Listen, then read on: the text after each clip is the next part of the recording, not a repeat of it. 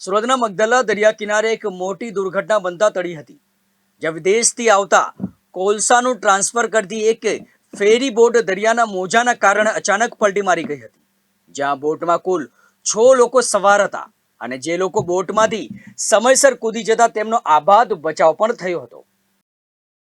હજીરા અને મગદલા પોર્ટ વચ્ચે વિદેશી જહાજોમાંથી કોલસો જેટી સુધી લાવવાનું કામ ચાલી રહ્યું હતું. આ દરમિયાન કોલસાથી ઓવરલોડ અથવા તો દરિયામાં કરંટ હોવાના કારણે ફેરી બોટ સંતુલન ગુમાવી બેઠી હતી અને જોતજોતામાં દરિયામાં પલટી ગઈ હતી. બોટ પલટી રહી હોવાનું જણાવતા જ તેમાં સવાર 6 ખલાસીઓએ સમય સૂચકતા વાપરી હતી. પોતાનો જીવ બચાવવા માટે તમામ લોકો એક સાથે દરિયામાં છલાંગ લગાવી દીધી હતી.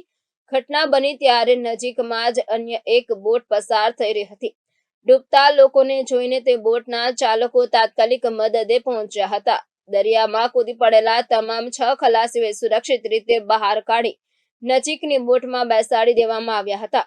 સદનસીબે આ દુર્ઘટનામાં કોઈ જાનહાનિ થઈ ન હતી, પરંતુ બોટમાં ભરેલો કોલસો દરિયામાં ગરકાવ થઈ ગયો છે. વિદેશથી આવતા મોટા જહાજોમાંથી માલ સામાન જેટી સુધી પહોંચાડવા માટે આવી ફેરી બોટનો ઉપયોગ કરવામાં આવે છે. હાલમાં બોટ પલટી જવાના ચોક્કસ કારણોની તપાસ કરવામાં આવી રહી છે. કેમેરામેન હિરેન નિમાવત સાથે હિતેશ ચિત્રોડા, ગુજરાત ન્યૂઝ, સુરત.